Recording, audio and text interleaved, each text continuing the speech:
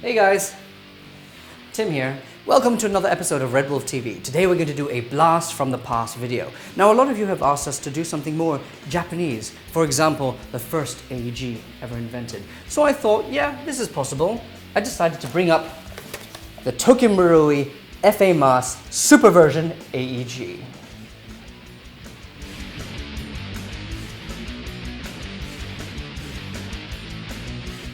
The real steel FA mask was designed and produced by the French in the late 60s, early 70s.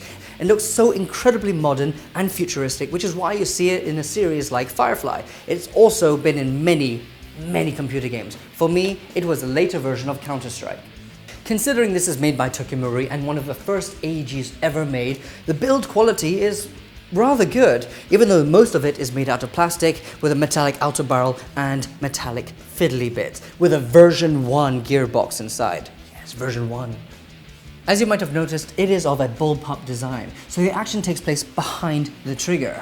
Not many people are big fans of this. I for one am, because I have a P90 and an AUG. So it's got the outer barrel length of an M16, but the compactness of an M4, making this deadly and perfect for CQB. It is also completely ambidextrous, so the sling points you can find in the front and rear is something you can find on the other side as well. Same with the charging handle, it is right in the middle, so you can easily get to it with your left hand and your right. There's also two safety switches. One right in front of a trigger, you just push it forward to engage your target and push it back to stay in safe. The other safety is found right behind the magazine underneath. Having it on the right means you're in safe, middle, semi, other side, full auto. And once you're done in full auto, you can switch it to safe and press the silver knob right behind it to release the tension of a spring, which is something that most AEGs don't even do nowadays. You can also switch the side of the cheek rest. Once you remove it, it will reveal the hop-up. Turning it clockwise will increase the hop, and turning it counterclockwise will decrease it. Once you switch it to the other side, it'll fit all you lovely lefties out there. There are also bumps on the butt pad which increase surface area, so when you press it against your shoulder, there is a lot of grip. You could also adjust the front and rear sight. The front sight you could push left and right so you can get your horizontal alignment. The rear sight you can lift up to get your vertical alignment. If you don't like such a small aperture, you can push down the front end of the rear sight. But if you still want it somewhat bigger, you pull down the back side of the rear sight. I think that's it, folks. Let's take it to a range and chrono the thing. Now, before we chrono it, I'm going to show you where the battery is stored. It's actually in the foregrip. You have to push the safety switch forward and then forward some more, and then you can slide it off.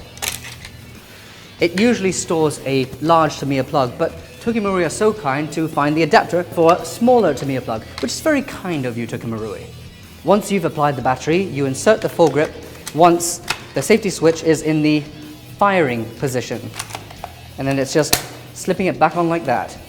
I think it's time to chrono it. For the chrono test, we're using 0.2 grams 6mm BBs.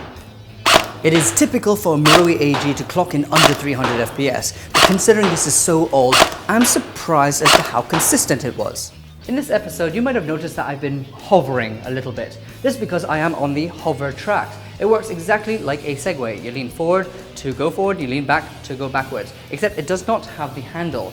You put more pressure on your left foot to go right, and you put more pressure on your right foot to go left.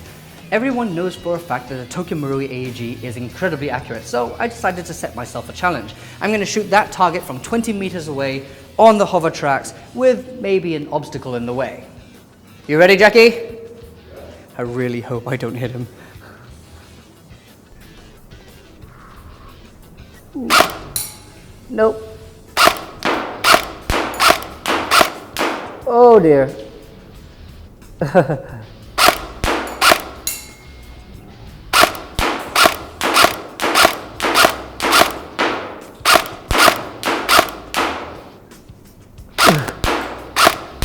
Try it while moving.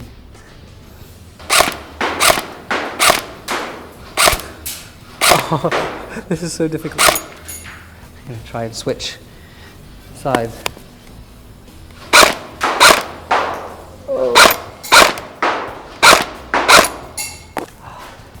Switch sides again.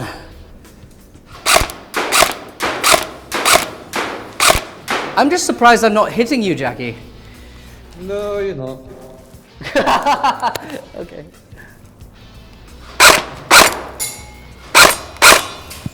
All right, let's try it in full auto, shall we?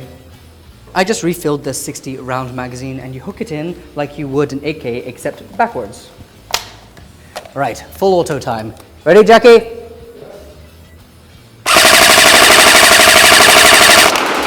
Let's do this.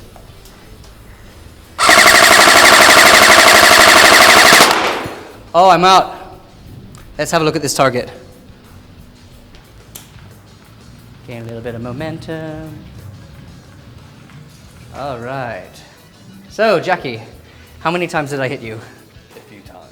Right, okay. As you might have noticed from the target, I did hit it from this standing position on this moving platform, which I think was actually pretty decent, considering it is such an old AEG. I'm so sorry, man. I'm so sorry. Don't worry about it. I didn't feel a thing. Yeah, sure.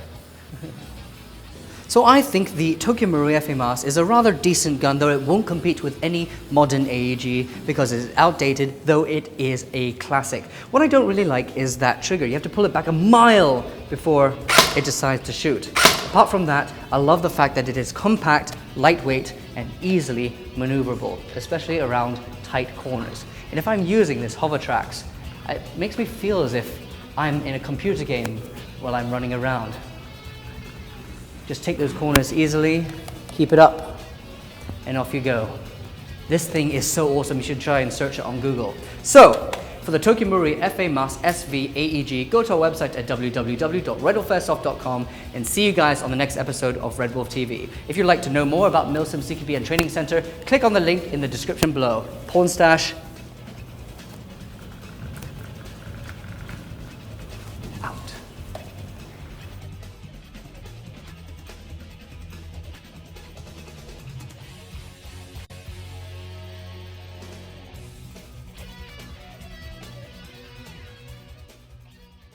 Do subscribe to our channel so you can keep up to date with our latest and coolest videos.